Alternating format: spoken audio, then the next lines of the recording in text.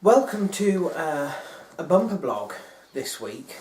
Bumper blogs are rare. They are when I do two blogs into one, so I cover 2 weeks with one blog. They only usually happen when my camera breaks down so badly I can't record, or because I've been away, I've uploaded a previous blog so late that it's not worth doing another blog between that time and the next scheduled blog, which is the case for this time.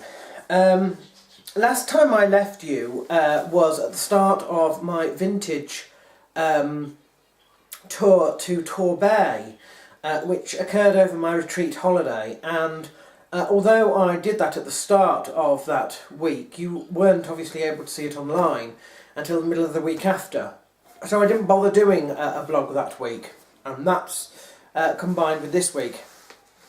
Obviously, we had Nan's actual 90th birthday and the end of the retreat holiday, and then my first week back at work, which was made all the more difficult by the fact that Harrogate was hosting the Tour de France on 2 days for their grand départ. They were cycling through, and they were using all the arterial roads we have in this town. Ripon Road, from New Park roundabout to the other roundabout, and then the end of Knaresborough Road all the way down Skipton Road and back to the roundabout, although they were doing it on 2 different days. Do you know, we have suffered quite a great deal in setting this up. We've had to put up with the sort of roadworks which you would not believe, and they started in March. They resurfaced the entire Ripon Road and Skipton Road for a start. I don't know if they touched Knaresborough Road as well, but I can imagine that they probably did.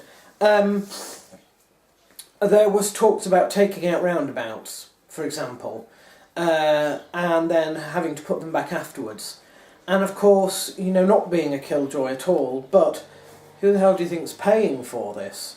Having said that, the weather was nice, and it all went off without a hitch at all. The crowds did turn out.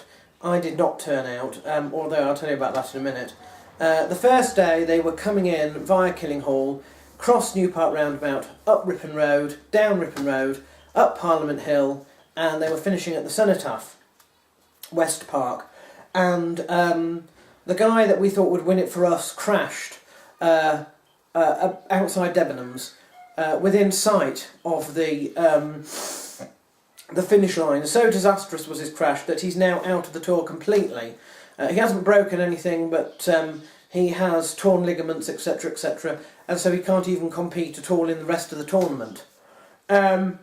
The second day, which is today, they came in through Knaresborough, all the way down Knaresborough Road, so through Starbeck, across the roundabout, down Skipton Road, down New Park Hill, and then underneath the north side of Jenny Fields. The crowds weren't quite so big this time, and I had watched on television the whole time, because it's the best place to see, really. And of course, being ITV, what did they do? They went for a break as the cyclists were coming down New Park Hill. So I didn't get to see them pass the road that lies about, 500 metres or whatever in that direction from me. I did get to see the little helmets out of my door go past through the trees, but it would have been nice had they avoided going for that break for about, 30 seconds maybe, because I don't think they realised that actually, far from just skirting Harrogate, as the commentators didn't seem to know what they were talking about half the time, not around here anyway. Harewood House became Harwood House, for example. Today they were passing through Knaresborough, and that included Starbeck for some reason, and then they were skirting the outskirts of Harrogate, despite the fact that they were going all the way through Bilton and under Jenny Fields, the two arguably largest estates residential estates in Harrogate.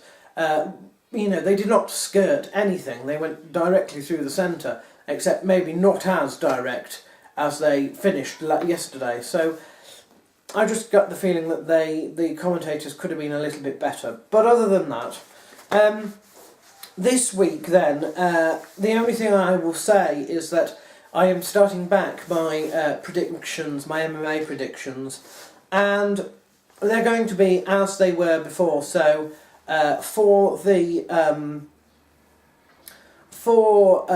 numbered events, I shall be doing proper predictions. For the rest of the events, I'm just doing predictions in brief, and that could be just picking a couple of fights for detailed analysis if there's only one event on. If there's two events on the same week, it really is going to be just predictions in brief, very, very brief, for time's sake, basically. This week I want to continue with part 2. Oh, I've got a butterfly inside the house, which I'll have to rescue in a minute. So if you hear some fluttering, it's because there's a butterfly, but I'll get him out in a sec. I want to continue with part 2 of what I did before. I did the worst of times before, which was my top 10 worst moments, so to speak. This time I want to do my top 10 best moments. Starting at the top then, it has to be my spiritual testimonies, of which there are 4. The first testimony was when I decided that I would follow my parents and be Christian, but I was really living what they taught rather than on my own. The second testimony happened at the end of the first questioning, and that is the main testimony that I mark as being the most important. That's the one that occurred on the 8th of August during my Annus Mirabilis, my great year. And that's the one that, I always mark each year. The third testimony happened at the end of the second questioning, and is possibly the least important of all of them. And the fourth questioning was the acceptance of intrinsic value in 2009, which is marked, in fact, by my birds. And then, of course, there is also a sort of supplement to all of that during the first slaying, which you have to understand my spirituality, and I have mentioned these before, and I could go into great detail as to what they are, but that would take up the entire blog. So just to say that my spiritual testimonies are possibly the most important. Number 2, I had my dissertation. It's perhaps the best academic work I've ever done. It was called Acts of Aggression, Professional Wrestling, Cinematic Horror and the Violence-Seeking Impulse. And although I ended up with a 2-1 degree overall, the dissertation was classed was marked as first class. Spent a year researching it, writing it, finished it just before everything kicked off during my Annus Horribilis in 2003, my terrible year. The third most important moment was probably the day that I went for my interviews at St Paul's Cathedral, and I sat in the choir during Evensong, and that was the only time I've ever felt called in the religious sense to do anything vocational in terms of employment or anything like that. And that was an unmistakable feeling, which turned out to be a large learning curve, but I think possibly the third most important. My fourth most best day, I suppose you could say, was my sister's wedding. 2 reasons why. Firstly, it was a fantastic day. Secondly, I think I had worked myself up into a state where I thought I wasn't going to enjoy it. And then last moment I was called upon to do all the videos for it and stuff like that. And that completely changed the way I felt about it. And it was a great success. They're still married now, and the videos, even if I do say so myself, were spectacular. So I'm still watching that butterfly. Number 5, passing my maths GCSE. Maths does not come easy to me at all. I just don't do it. I was not destined to pass my maths GCSE, but everything in terms of further education and going to university hinges on you must get at least a C grade in maths. My mother is akin to a Carol Vorderman when it comes to maths, and she helped me, and without her basically private tutoring, I would not have got it. As it is, I scraped to C, and it was a very proud moment in my life.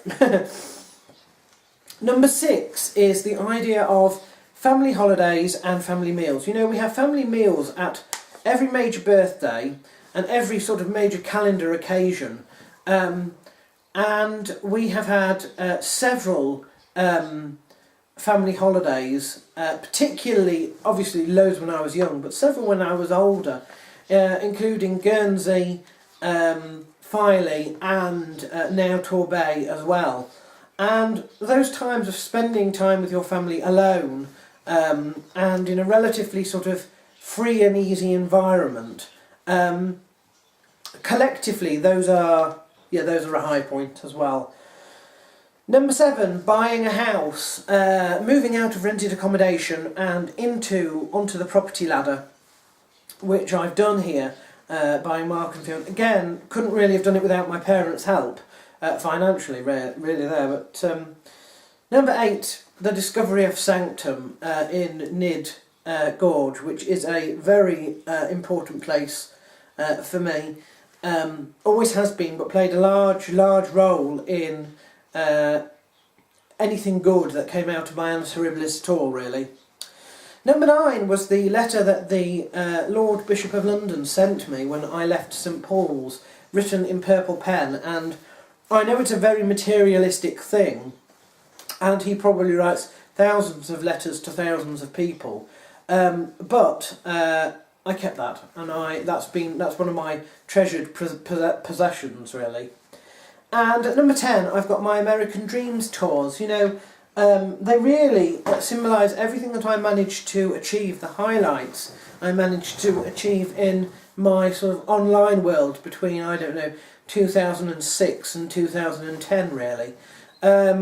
Being able to go out and meet people from the forum, meet people from, champions of mixed martial arts and that sort of stuff. That's one of the highlights as well of my life and things I've done. And that's really it for Bumper Blogs this week. As I have told you, we still have a lot coming up. Next the Tour de France is finished, but next week we have the Great Yorkshire Show.